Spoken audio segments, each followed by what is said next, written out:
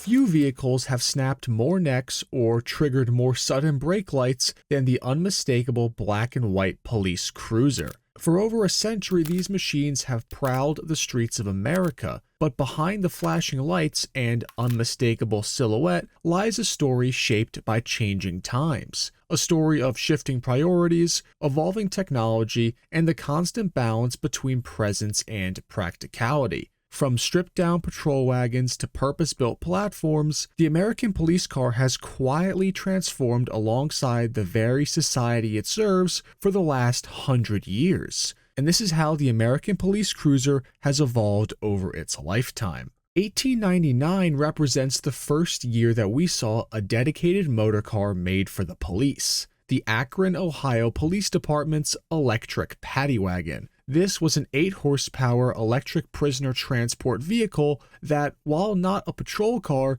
it was the first dedicated police vehicle of its kind. And its first assignment was to actually pick up a belligerently drunk man and take him to the station. This vehicle faithfully served the Akron Police Department for about a year, until it was stolen and thrust into the Ohio Canal by rioters in Akron in 1900. Over a very ugly criminal case which you can do more research on yourself. Either way, America's first police vehicle barely made it a year in service. Outside of this paddy wagon, early 20th century police cars were fairly few and far between, and almost all of the ones that did exist were modified versions of civilian cars, changed around for police duty so officers could respond faster and cover more ground in the event of an emergency. In 1909, Detroit Police Commissioner Frank Krull purchased a Packard to be used as a police car for the Motor City to help cut down on response times.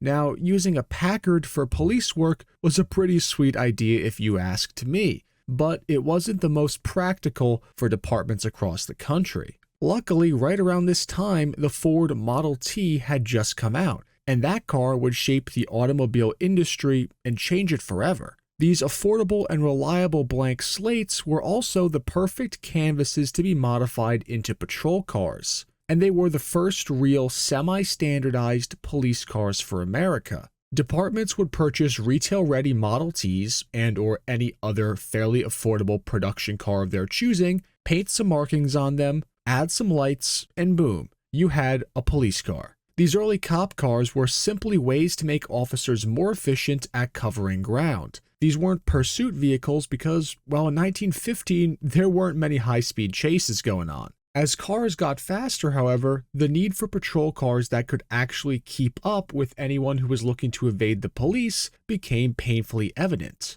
The Prohibition era greatly exacerbated the need for faster police cars, as the bootleggers knew that with a handful of modifications, pretty much any of their cars would be considerably faster than the cop cars were, almost guaranteeing their escape. Running liquor was a profitable enough venture at the time to even warrant bootleggers upping the ante and acquiring high-end cars from brands like Stutz or Hudson. There wasn't really a world in which a Model T or Ford Model A would be able to keep up with these types of cars into the late 20s, so the bootleggers still had the upper hand. The 1932 Ford, with its introduction of the flathead V8s, leveled the playing field a bit more, made the average converted police car a much better pursuit vehicle. But these were still civilian cars, just converted for police use. After these came out in 1932, these Fords were the most commonly used cop car right until around 1950, when Ford introduced the first factory police package vehicles available for sale, which were based on the Ford Custom line.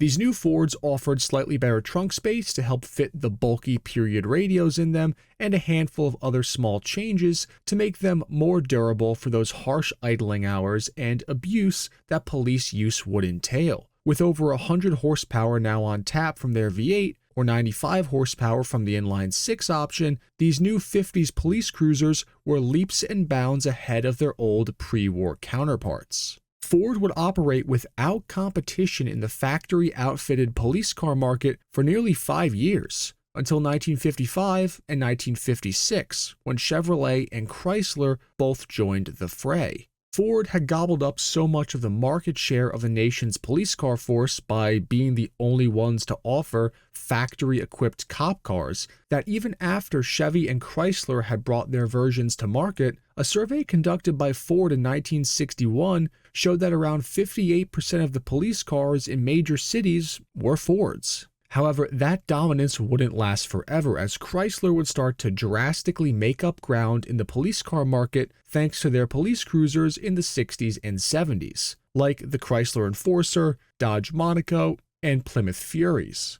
These big-body Mopars coincidentally also had big motors in them, with the 383s and even 440 cubic inch motors available well into the mid-70s. These were the fastest cop cars you could get in the period, which was becoming increasingly important for the police again with the rise in hot rodding and faster passenger vehicles. In the 70s, it was like 80% or something of the new police cars sold were Chryslers, and it showed how quickly the pendulum swung from Ford to Chrysler in the course of just about 20 years. And back in 1969, to kind of put it all together for reference, the Dodge Polara Pursuit Package cop cars with the 440 in them would make right around 375 horsepower and have front disc brakes and better suspension. With specs like this, that put these big old boats in seriously fast performance territory. Chevy and Ford still offered their factory cop cars through the 60s and 70s as well, in cars like the Bel Air,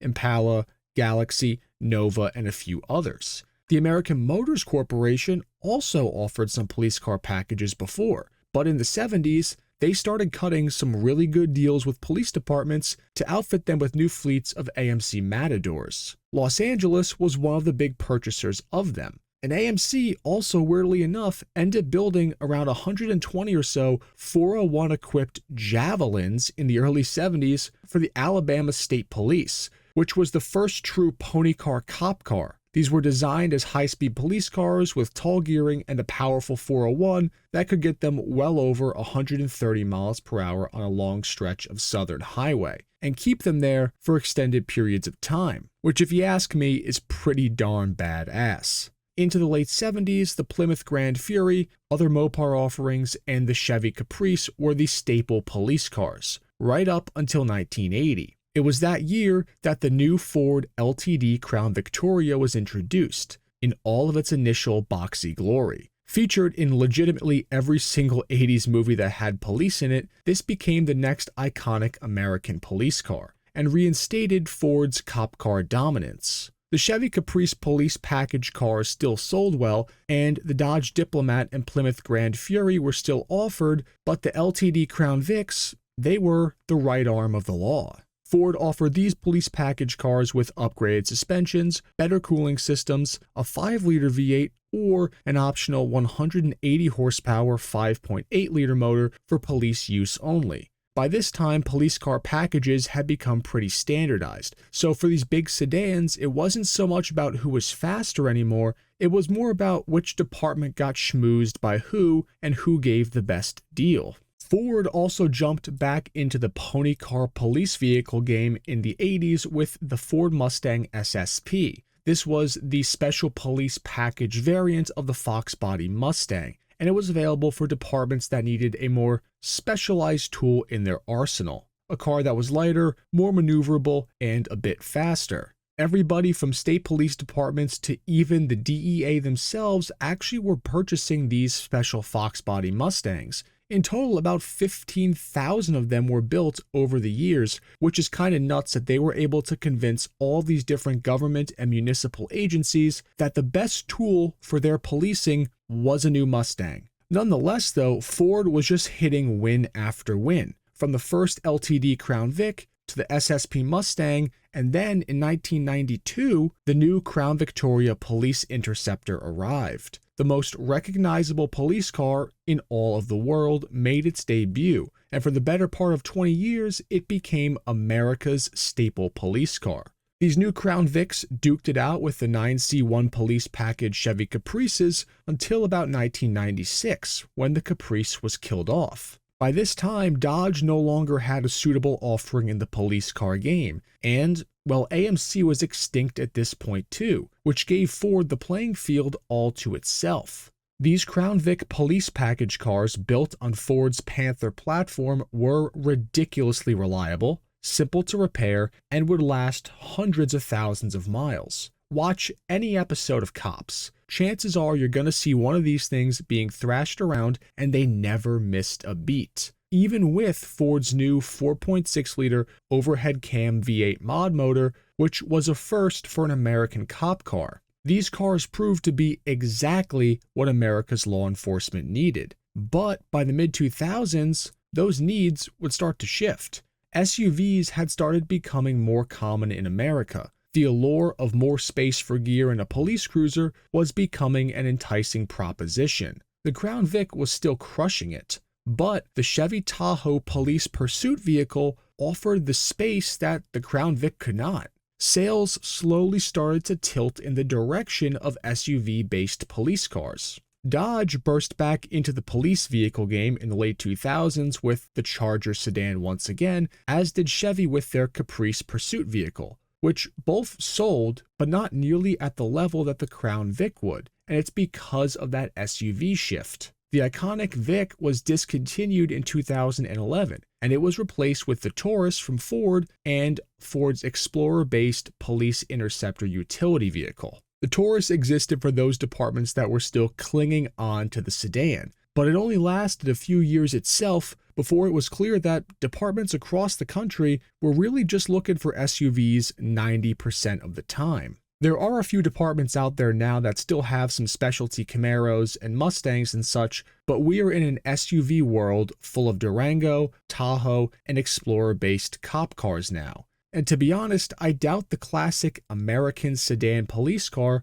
will ever make a comeback, especially when modern police SUVs can make about 400 horsepower and handle better than their prior sedan counterparts could.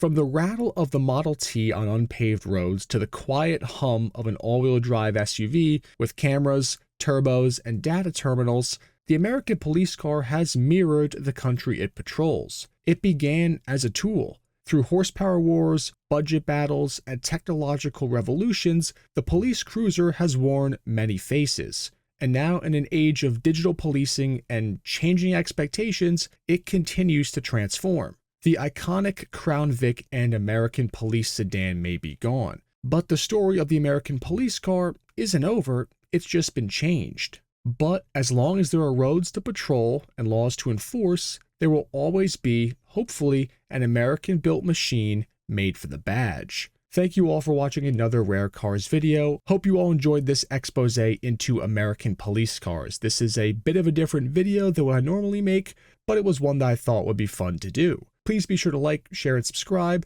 It really helps me out. But otherwise, I will see you all in the next one, enthusiasts.